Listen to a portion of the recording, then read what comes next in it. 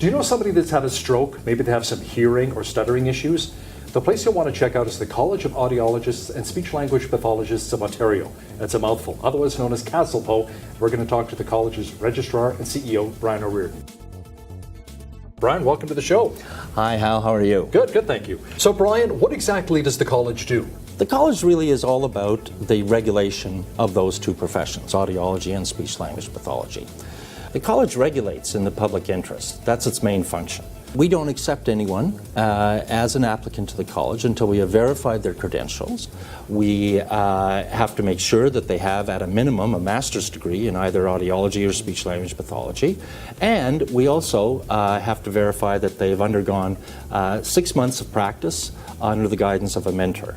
In addition, throughout their career, we're monitoring their skills and knowledge through our quality assurance process. Finally, the public can be confident in the care they're receiving because there's a lot of checks and balances in the system of regulation. So you've got our backs. You're going to help us out. That's right, Hal. We do have your backs. And the public can lay a complaint to the college about any practitioner.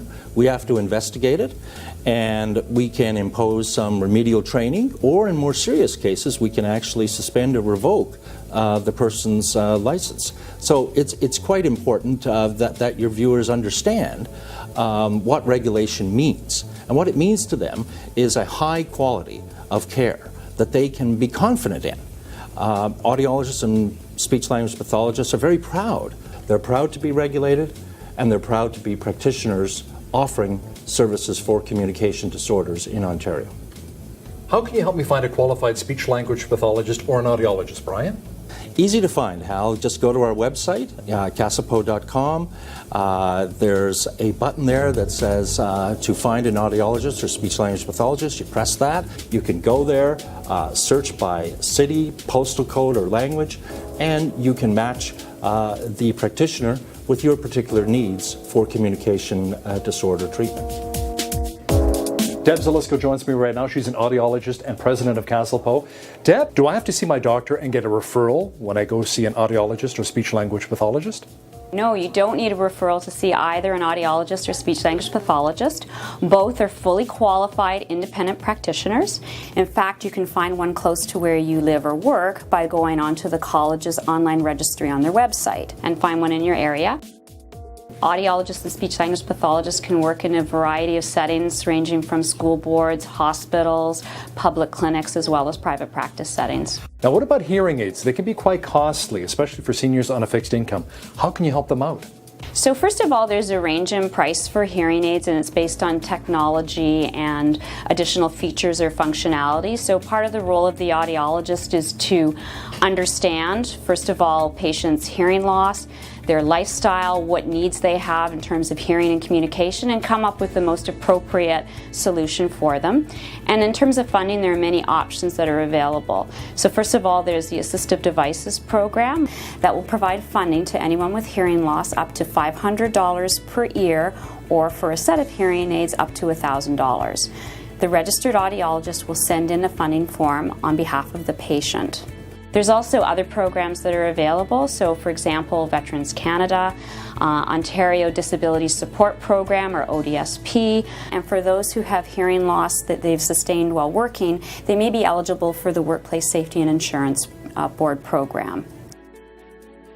There's a number of different funding mechanisms available. So with 1 in 10 people who have hearing loss actually seeking out hearing aids, with so many funding options available to them, finances should not be a limiting factor.